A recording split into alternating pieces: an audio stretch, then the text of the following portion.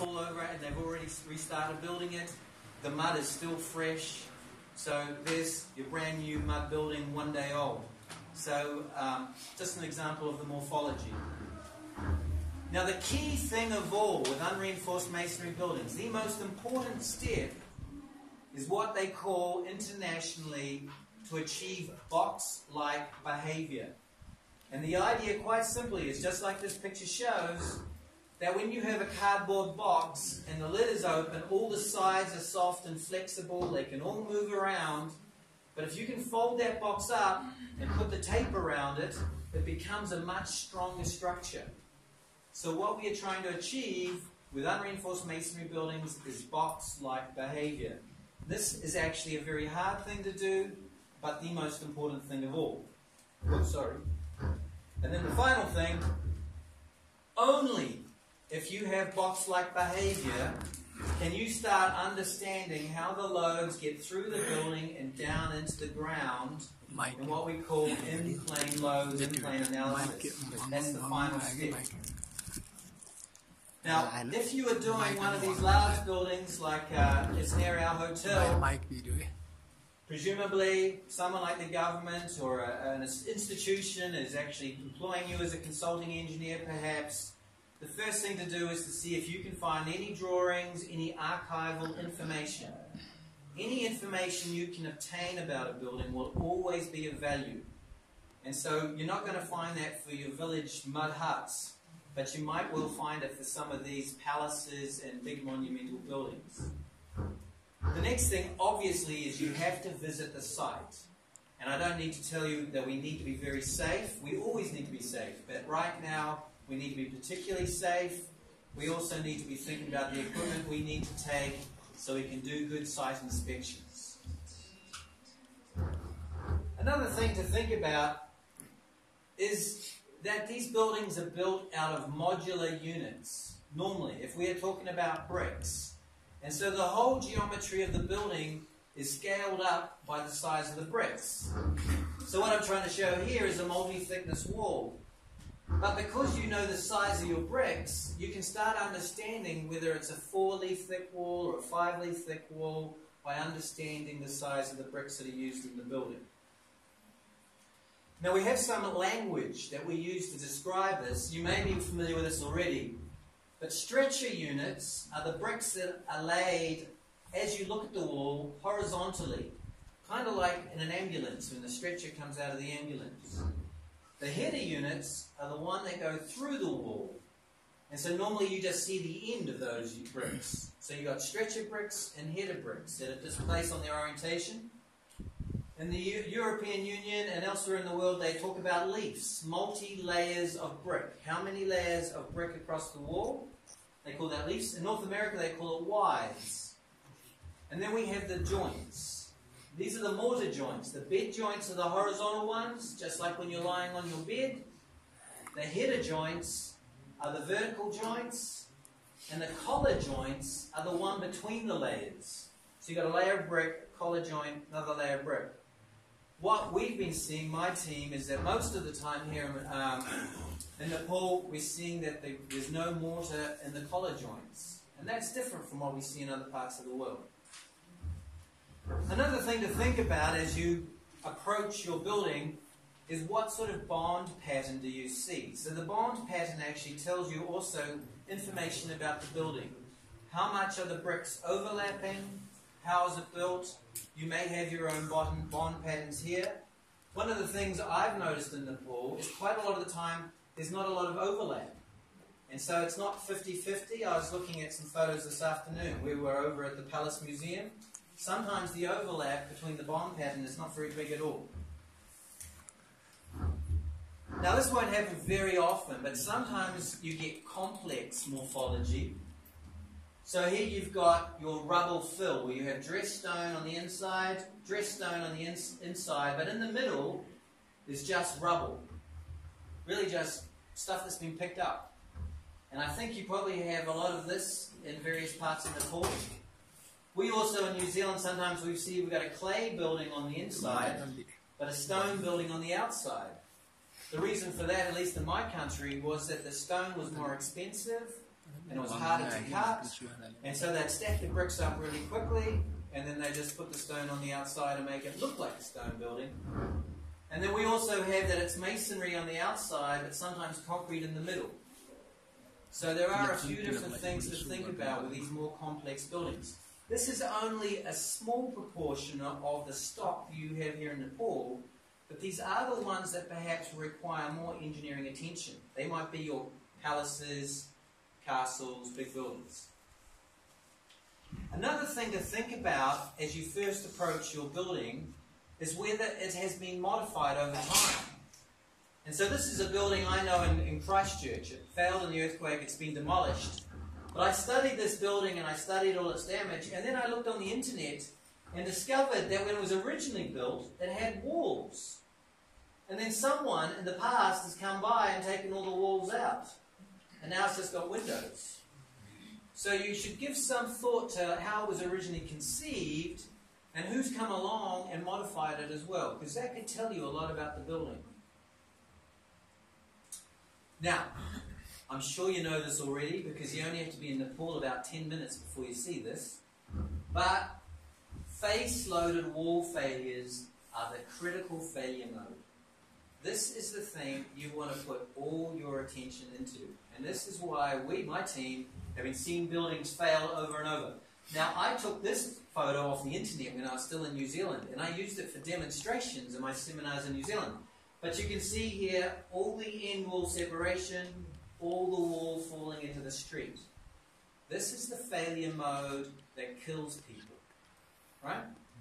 This is the one, I really want to be clear on this, this is the one you want to be focusing on most of all. All the people in the street are in danger of being killed. Oddly enough, with this particular mode, if you're in the house, you're actually in a better place to be than if you're out in the street. Now, the way failure occurs here is very complicated and depends on your boundary conditions. So here's a photo from Christchurch in New Zealand where we had a wall and we had a floor and we had a wall, and it's broken in what we call a three-sided boundary condition. What we have here is what we call end rupture separation, and the entire wall has fallen off. So there is a number of different failure modes, and they're very complex, very hard to describe mathematically. If you're trying to analyze a building that's like this, that doesn't have good connections, then in fact it's very difficult to put a good number on. And what we recommend in New Zealand is that you tell your owner or your client that they have to at least connect the walls to the floors, if they do nothing else. Now here's what I want to talk about. We've seen this, our team, over the last week, over and over again, these same shots where that wall just wants to tear right off the building, right? This I've seen more of. Our team has seen more of this here than you see in other parts of the world. So I think it's a particularly difficult problem, and largely because I think often you don't have very much overlap in your brick. So the bricks are just tearing right out. Here's just some more examples.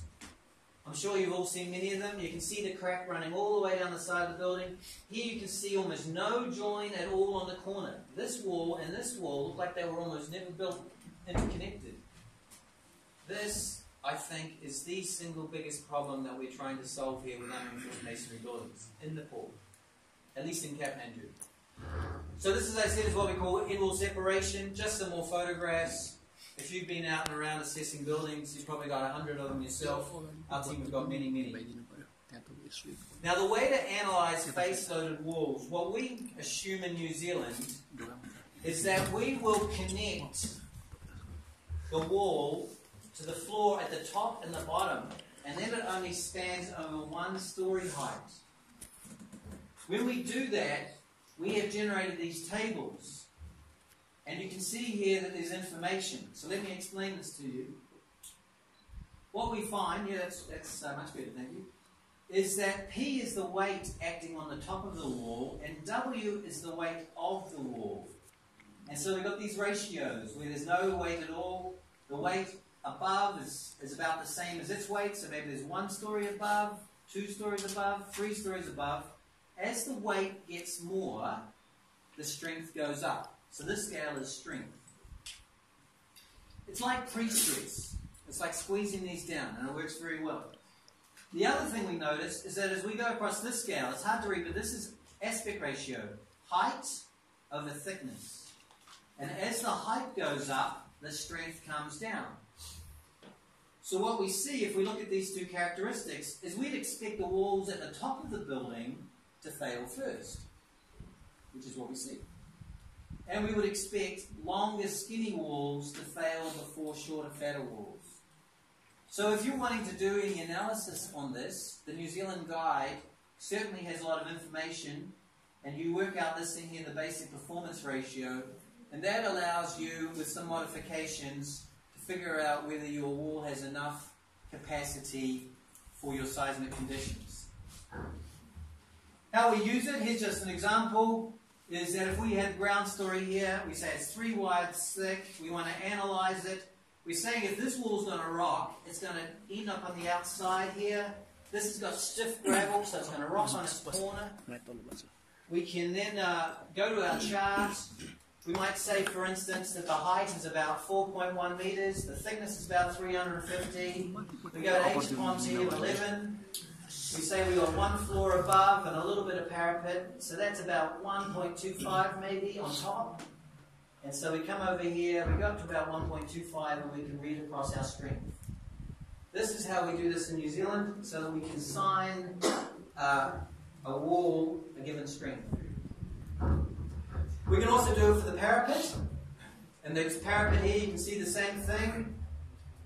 And we can again go to our tables. We have special tables for parapets, and again we can read off the strength. We have to be careful sometimes. We might be worried about the parapet falling off the wall, but we might also be worried about the entire wall falling over at the same time, completely falling over. So sometimes there's more than one failure mode that we need to be thinking about. Sorry about all the noise.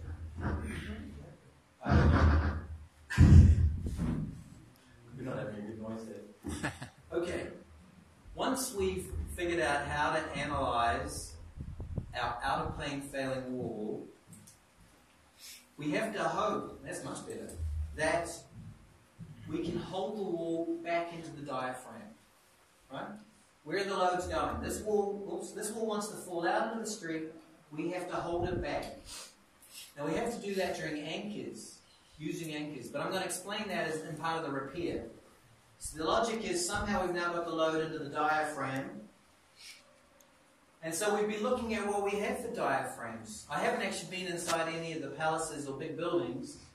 But in some of the villages, what we see is bamboo with mud over the top. You don't see this in New Zealand, to be honest. But nevertheless, these are the ones we've obviously got thousands, millions maybe, of these buildings throughout Nepal. What we have in New Zealand is more of a standard timber floor. And my research team have tested these floors. We've pulled them back and let them go. We've shaken them around.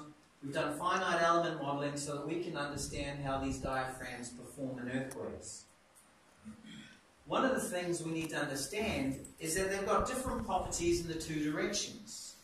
Because the joists only run in one direction, or maybe it's the bamboo poles, they only run in one direction, then in fact it has different properties in its two different directions. And we take that information on board. Because we've done our experiments, we've discovered that although when you load this backwards and forwards, so here we are, we're pushing our diaphragm backwards and forwards, although it's sort of got this loopy behavior, it's more or less elastic. Up to big displacements. So if you're used to working in inches, that's like 6 inches. We might push the diaphragm back 6 inches, back 6 inches, but it's still acting like a spring. So what this tells us is that the displacements are more important than the forces. It's not braking. It's not its strength that's controlling it. It's its stiffness. So the diaphragm is controlled by displacements. And we have 3 criteria that we worry about for displacements. We're worried about how much the mid-span displacement is so that the diaphragm doesn't break. So if you just think of the diaphragm on its own, and try to push it, eventually it will start breaking. Maybe that means the bamboo poles are going to start splitting, or the mud might tear off. So I'm not sure how that would be in your context. The second one then is, how much can we push the diaphragm before it throws the wall into the street? And that's a really important one, because we don't want our diaphragm to be any softer than when the wall's already fallen over. And the third one is, how much does it take to avoid drift limits? That's when we see the wall bent over crooked, and we just look at it and go, whoa, that doesn't look right. So as an example, these are New Zealand numbers, but they're very similar to yours. If we have a 2 litre thick wall, we'd often say it's about 230 thick, so something like this. And we have a rule that we don't want the diaphragm to deform any more than half the wall thickness. So if we calculate any more than half the wall thickness, we say the diaphragm has failed. It's too soft. It was going so well for a while. We also have in our loading standard, and you probably have in yours too, that we have a maximum of 2.5% before the building's said to have failed by leaning over too much. That's supposed to be during the earthquake, not after the earthquake. So given that we have many buildings right now in Kathmandu that are leaning over quite a lot, they'd be leaving even more when they shake. Makes noise even when I don't.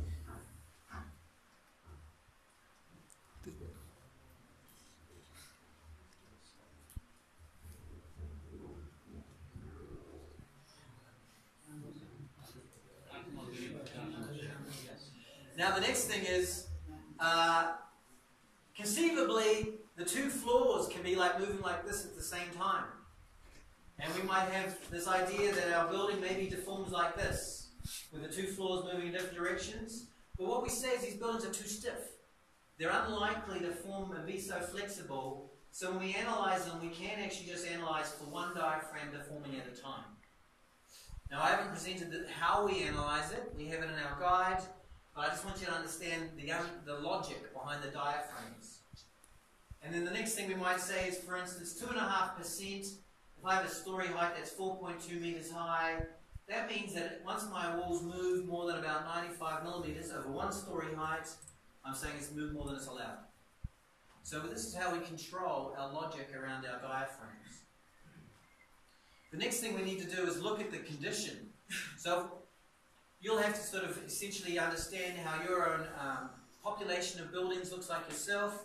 But in my country, most of these buildings are very old. They're often very damaged from 100 years of being infested with insects or whatever it might be. You also need to think, if you have got a roof, maybe it's a temple or a church, it might have something slightly different going on. How does that stiffness compare to the stiffness of a conventional floor? And what's the weight that's moving the diaphragm? So this is what we call tributary weight. Here it is painted in red. So this is a building that is spun around both sides. And the red wall is the wall that's driving the diaphragm, wanting to make it shake around. So at that point, we can actually figure out the force. If we know the earthquake acceleration, we can figure out how much the diaphragm is likely to move. And in New Zealand, we have a method for that. The reason I haven't explained it is because I think our diaphragms look different from your diaphragms, so you don't really need to know about the New Zealand method.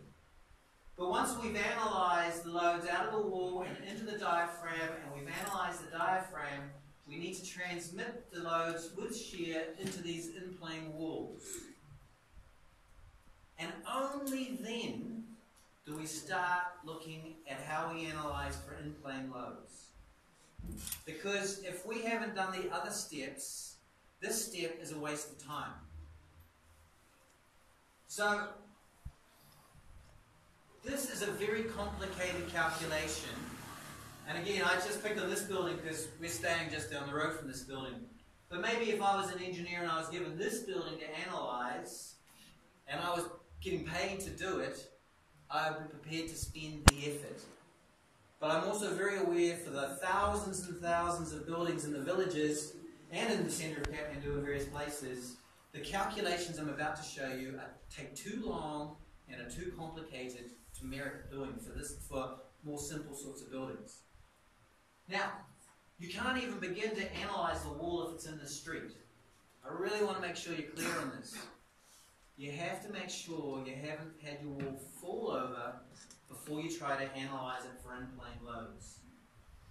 But if you have held onto your wall, what we see is the red squares show the joints. And we see no damage in the joints. It's different from reinforced concrete because there's no reinforcing. There's no load going into the joint. So what we're worrying about is all the piers and all the spandrels. And so we're doing an equivalent frame analysis by analysing our structure like we show here, where the thick parts are rigid and the thin parts are the parts that are deforming. Now, if you're familiar with designing for a concrete frame, you might say, no big deal, I can do that, that's fine. But this means you need to start really doing a lot of work. What we find is that we need to analyse our frame for the geometry associated with how the loads are coming through the wall. So what you're looking at here is a symmetrical structure. Look, it's got 3 square windows, and it's got 2 doors here and here and a window. But the model is not symmetrical because the loads don't go through it symmetrically. So even a symmetrical wall needs to be analysed separately for both directions. So all of a sudden you're stuck with 2 analyses. And if you've got a building with 4 sides, you've now got 8 analyses. Oops, sorry. After that, when we look at our piers, we've got 4 different failure modes. So you can see we're starting to get some big numbers now. Now, oops, sorry. Rocking, we like. If our building can rock, it consumes energy, and we're very happy with that. Bed joint sliding, we also like. If our wall slides around on its foundation, it chews up a lot of energy, it moves a little bit, but it's okay. Toe crushing we're not so happy about because it means that it's unstable perhaps. There's compression forces coming down in here and wanting to crush the corner. So it could start thinking about collapsing. And diagonal tension depends a little on whether we're happy with that or not. It can deform a little bit, but eventually if it deforms too much, it can collapse. Another thing we need to think about is what we call flange effects. So this is in plan view now. And it's already complicated enough because we've got all these piers and they've got 4 different potential failure modes. But we also have to think about that they might be rocking by lifting these flanges up. So we've got a wall, and not only is it rocking this way, it's also got these flanges that might be rising and falling. So that becomes complicated again. And so I just thought, well, how do we interpret this? We might be asked to have a look at some damage patterns. And so here, it looks like these have got some good horizontal cracks. This pier looks to me very clearly like it's rocked forwards. But here on the corner, it's taken a bit of a beating. And you've got to start wondering, well, maybe it rocked here, but it's got a flange too. So this thing perhaps was rocking, coming back down on the flange, but also maybe some torsional behavior because the crack sort of runs around the corner and down the other side.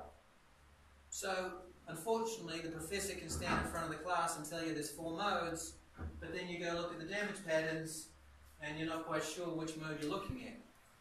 I think you can see here, though, diagonal cracking can be a bit of a worry as soon as the cracks get big.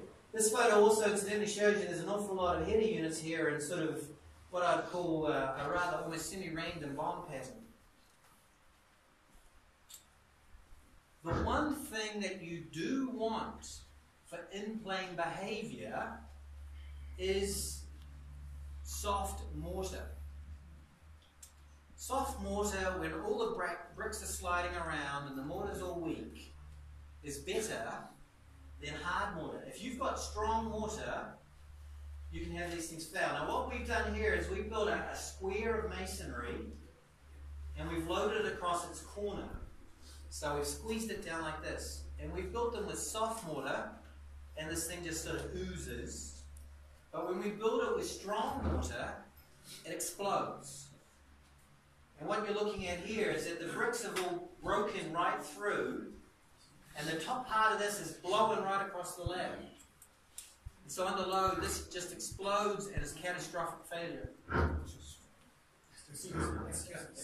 Okay. So if you are analysing a building that's got high strength mortar and weak bricks, you need to worry about this catastrophic failure mode where it can be like glass and just shatter. That doesn't happen very often, but where you see it's important. So this diagram from our New Zealand guide just shows you that we've got our different failure modes, and the way we do it is we say our design force is what we analyse divided by a KR. We just call it KR for reduction factor. We like pair rocking. We like bed joint sliding as long as it's weak mortar. We're okay with stair-step failure modes, that's the diagonal, but these other failure modes we don't like. And so if we're analysing our frame and we're getting the modes we don't like, we have to worry. And it's only at this point, right at the very, very end of the analysis, that we even have to think about material properties. So here I'm saying now my mortar is telling me about my cohesion and my friction. I didn't need it until now. So oddly enough, with unreinforced masonry buildings, the material properties aren't that important to the overall result. They're just one thing amongst a lot of things. It's not all about the material properties, and it's certainly not all about the mortar. But you do eventually need to ask yourself about your mortar. I've seen it here. You've obviously got mud. I guess you'd have to ask what's it like in the wet season versus the dry season. There's probably all sorts of questions. What we have in New Zealand is mortar that's about 120 years old a lot of the time, and it's so soft we can dig it out with our finger. But that's okay. The point of the mortar is to sort of make this cushion effect for the bricks. So as long as we understand that, you can see it scratches with a fingernail, can be raked out with fingers, and we've got a table here that tells us about our cohesion and our friction. If you are doing maybe a more prestigious building, and someone's done engineering and on the past, you might go up to it and it's actually hard on the surface. Perhaps someone's done cement mortars on the outside. You then should ask yourself whether you think that cement mortar goes all the way through the wall, or if someone's just come along and put a little bit of cement mortar on the outside. And so what this is showing is one technique you can use is use a drill to go through the wall and just check as the stuff comes off whether it's the same all the way through or whether it's just the stuff on the outside. Now if it's mud, I'm sure it's mud all the way through. But if it's cement on the outside, just think about whether it's cement all the way through. Okay, we then need to think about our bricks. We use the same thing. You might take a nail or something and scratch the bricks. Are they hard? Are they soft? Decide for yourself. In our country, we simply say really 3 different categories: weak, medium, strong. It's not necessary to be precise. But unfortunately, I don't know what my properties might look like. But in the end, you've got the brick and the mortar, and they work together. And so this is what this picture's showing you. That it's like a sandwich. And when you squeeze it, it's the properties of both materials that control the overall thing. And so you might not be able to see the numbers here very well, but I'm saying, well, if I had a mortar strength of maybe 0 or 1 or 2, and brick strengths, they might be, say, about 14 or 26 or 35, then I can put these together to come up with my masonry strength. My combined strength might be a bit of both. Unfortunately, I don't know what numbers might be appropriate for Nepal. Our numbers have all been done based upon the testing we've done in New Zealand, where we've gone and got bricks, gone to the university, we've crushed them, we've measured them, so we actually understand what to tell our engineers. Finally, then we get to spandrels. So the spandrels are the beams between the piers, and until very recently, no one in the world really knew what to do about spandrels. But about over the last 5 years, people in Switzerland and Italy and California and New Zealand have all been working together to come up with the spandrel models. And we've been looking around town over the last few days, and we've seen lots and lots of spandrel failures. So in fact, I'm going to be taking back home, telling the rest of the world, well, if you want some evidence of spandrel failures, just go to Nepal, because here's plenty. You see them a lot.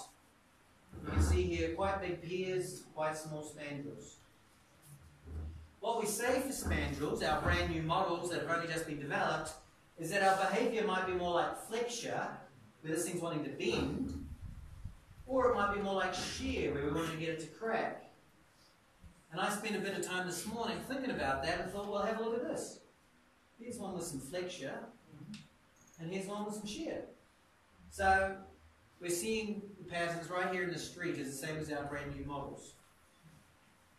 Here's just some more examples. My colleague was out yesterday. He's just showing up, as it turns out.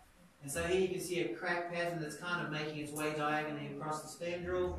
And here, if you look closely, you can see that actually these have all let go at the edges. And so this, all the way down here, these are all dictated by flexure. Just like the textbook. So there's plenty of examples of what we're seeing. If you are doing a lot of this work, and you don't want to spend hours and hours and hours doing it, there are computer programs available, and they can do a lot of this work for you. The program we use has been designed in Italy, and it's written exactly for this purpose. Its name's Tremuri, but you can use other computer programs as well. And this is just an example of a building in Wellington in New Zealand. It's pretty much impossible. There's an outline of a building behind here, but you can see all the piers and all the spandrels and the amount of exercise that needs to go into this. You've got a building with all those piers, and each pier has 4 failure modes. Nepal has very good building codes. And so we've had a look at those, and I want to make sure you're very clear that for the rest of the presentation today, I'm discussing existing buildings. So it's not the design of new ones, only focusing on existing buildings. And finally, one of the things to know is that in the end, these buildings are usually very old, built by people that are no longer alive. The drawings and details are often not available, and so it's both an art and a science. We can bring our engineering to it, but we also need to bring a little bit of creativity and a little bit of instinct to how to solve these problems. Now, everyone I've spoken today to has said, could I please focus on repair? And what is the repair philosophy? But I think the repair philosophy comes out of, first of all, understanding how these buildings work in an earthquake. And so my schematic up here, I'm going to first focus on understanding how these buildings work, and then we can either repair a damaged building or we can retrofit an undamaged building.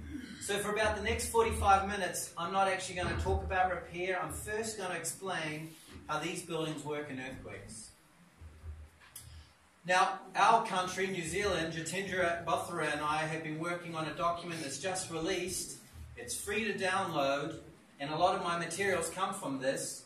So if you go to this website, you can access the New Zealand document that explains the philosophy we use in New Zealand and the philosophy that I'll be describing you today.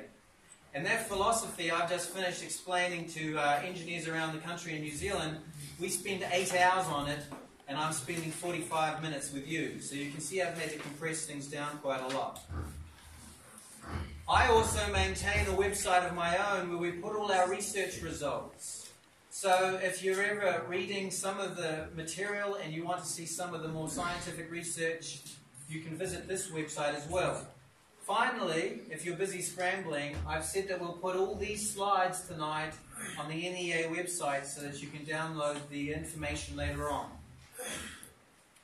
Now, I want you to start off thinking there's just 4 easy steps for how we are going to get through this problem.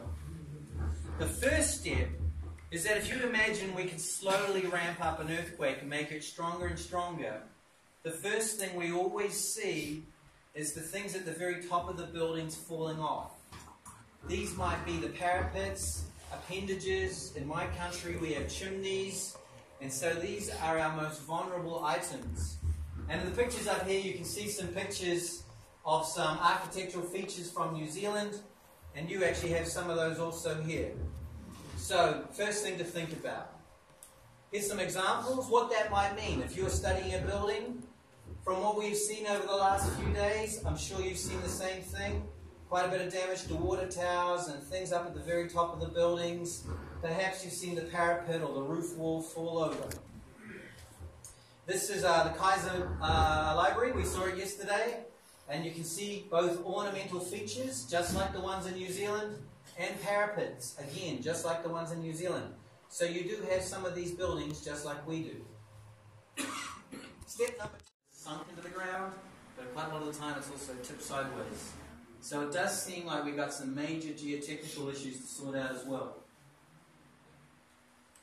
Okay, so that was the philosophy. 4 simple things. What were they? Number 1 was to worry about the appendages at the top of the building. All those things that might fall off in a small earthquake, but they're falling from right up high, they can collapse and kill people. Right? Number 2, wall morphology. What is my wall made out of? Is it stone? Is it brick? How thick is it? Is it a good bond pattern, a bad bond pattern? What's the mortar like? Number 3, most important of all, do I have box-like behavior? Have I collected everything together and held it all together? And if I have, step number 4, which is a very complicated step and you only want to do if you're getting paid to do it, is how are the loads getting through the building and down to the ground? You do them in that order. Otherwise, you're missing the important stuff. But after that, we can either do a repair on a damaged building or a retrofit on an undamaged building using exactly the same philosophy. Once you understand the behavior, you know exactly how to move on to what needs to be done next. But there are some other things you need to be thinking about along the way. Unreinforced masonry buildings continue to take a beating during all the aftershocks. Right? So it might, I don't know if you're all aware, but we've had some major earthquakes in New Zealand over the last few years, and we were photographing buildings and all the aftershocks, and just watching these walls just get weaker and weaker and weaker. So if you are looking to repair a damaged building, you need to be thinking about those sorts of questions. How many shocks has it seen? Is there likely to be more earthquakes? What am I doing with my repair strategy? Am I actually going to repair this only just to have it fail again tomorrow in the next aftershock? The next thing you might want to think about is, well, I've been asked to stabilize it. I've been asked to put some shoring up. I was asked to put some shoring up today. And you need to realize that that building is a lot weaker if it's damaged than if it was undamaged. Shoring a damaged building means you can't do the same calculations as for an undamaged building. It's going to be weaker. Now we've seen lots and lots of examples of shoring and lots that look a bit suspicious. So here's one that's sort of leaning up against the window or the shutter or something, so I'm not sure that's going to do a lot of good. And over here it also looks like it's just lying up against the wall, so... And even here it's like, well, that's just a tiny little piece of wood. You know, it's got to hold this whole wall up. Are we sure that little piece of wood isn't going to come flying out? So you've probably seen this yourself too, and you have to respect that people are trying hard, but if you want to be really good with your shoring, there is actually design guides out there. And the one we've been using that we think is the best in the world is this one by the Italian National Fire Service. And you can Google it, and it's free to download. So the Italians have had a lot of earthquakes, they've got a lot of churches and big buildings. This is if you can make it out, it's a 100-page document full of pictures about how to do best practice shoring. And so that's what we're recommending you have a look at, for how to do it the right way. But now let's start talking about strengthening. And the first thing we said is we need to worry about those things on the top of the building. Perhaps it's the water tower, which isn't a piece of masonry, but otherwise it might be the parapet wall. I showed you one for the Kaiser Library. And a common thing to do at home in the past, sorry, I pushed the wrong button there. Oops, now we're in trouble. I got a video for you.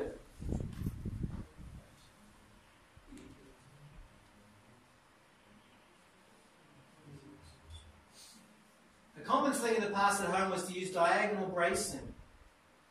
But what we find, now that we're a bit smarter, is that when the wall wants to rock this way, the brace forces the whole thing up in the air. That means it's actually forcing the parapet in tension. And the parapet doesn't want to be in tension. So by having a diagonal brace, it actually weakens the parapet in tension. Now the next thing is the wall morphology. And for a lot of your clay brick, as long as you've got the header units tying in with the stretcher units across the wall, the whole thing's quite well integrated. But we've also seen clay brick walls where the bricklayers aren't connected. And then I've been told, because I haven't got that far out of Kathmandu yet, that you've got a lot of stone masonry as well. So this is a shot from my country. What you're actually looking at here is that the roof's actually sort of pounded down on the top and blown the outside leaf right off. But you can still see here, the outside was looking quite nice until you had it all blown apart. So what we're referring to is what we see here. And what we discover a lot of the time is there's a lot of voids in the wall, a lot of air gaps. So either it's all sort of just degraded over the years and the rain has washed the material out, maybe it's mud and the mud's all just kind of washed away over the years, or maybe it was built with a lot of the voids in there in the first place. So the recommended procedure, which is more or less done around the world, is to use grouting, to re-grout back in there. I know this is common in Italy, in places in Europe, and also in North America. So I've just got some pictures. This one in particular I got off the internet. The others have come from a research collaborator. The idea is that you drill into the middle of the wall and you inject a hose. So you can buy this grout and the grouting instructions are on it. And then you use gravity. This is a funnel here. It's just saying that can be just gravity pressure to squeeze it in. Or over here the idea is it's squeezed off to a pump somewhere that's pushing it in. But you pump up. So you do it from below and pump up, and then you come in again and you pump up, and you come in again and you pump up, until you get all the voids full. Now I have to be honest, I want to do some of this research. I haven't done any of the research myself. But I think what I understand is that you pour it in, and after a while it doesn't take any more. And you know it's full. It's kind of like feeding a baby or something, right? When it doesn't want any more, you know it's full. Then you just start again and just work your way up. That fills in the voids and it helps bind all the stones together. And another technique that our research collaborators in Italy have been doing, that we think's got a lot of relevance here for Nepal, is, hold on, sorry, wrong button here. You just drill right through to the far side, right through the wall, put a washer on and a nut, do it up tight, grind the rest of it off. California last year after an earthquake. This again, it doesn't look like squares, they look like nice pieces of wood or something, but this is supposed to be the stone face on the inside of the building and the stone face on the outside of the building. And